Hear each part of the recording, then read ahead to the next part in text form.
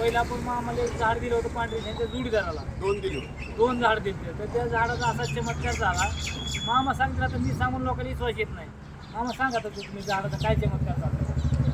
मी हे झाड तर प्रत्यक्ष बघितलं नव्हतं. हो परंतु माझ्या मित्राला सांगितलं की बाबा असं मी झाड मागवलं तेवढं तू घेऊन ये. त्याने घेऊन आला आणि त्याच्या बी घरात प्रॉब्लेम असं होते की त्याचा 17 वर्षाचा मुलगा हो त्याला म्हणजे असं पाक येडं करून टाकलेलं होतं. काय करणे असं पाहिलं काय जे काय असेल ते असं. पण हे झाड लिहिल्यानंतर आणि मामाला काठी पण द्यायला पाहिजे केली हो मी झाड बी लिहिलं.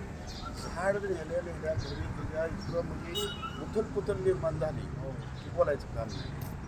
मग त्याचा असं दिवसचा गाडा आहे दिवसच्या गाड्यावर चालून असं बंद असलेला मिक्सर जागेवर पेटला जागेवर पेटला.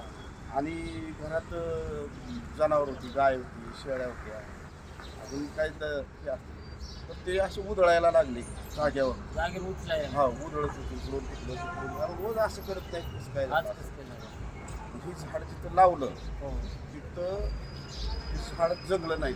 हो ते झाड घेऊन गेलं जळून गेलं. पण महत्त्वाचा मुद्दा असा झाला की त्या माणसानं त्याची श्रद्धा सोडली नाही. ती काठी आणि ते झाड मी ही घरची लोक म्हणले अरे काय आणलं इथे भाऊ तुम्ही घरी असलं कुठली काठी आणली काय आणली ती टाकून दे भाऊ काठी आणल्यापासून असं झालं असं चाललंय म्हणजे काढून दे बरं टाकून दे बाबा. पण ते म्हणला काय बी होते म्हणणार माझं ती काय व्हायची होते काठी टाकून देणार नाही. शेवटी काय झालं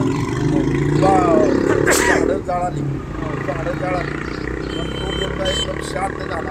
आता त्याला मेडिकलची बी औषधं चालू आहे आणि ह्याची पण चालू आहे. म्हणजे हे बी काय त्याला कमरेला बांधलं हां काठीचा एक तुकडा काढून कमरेला बांधला आहे त्याच्या अगदी शांत आहे.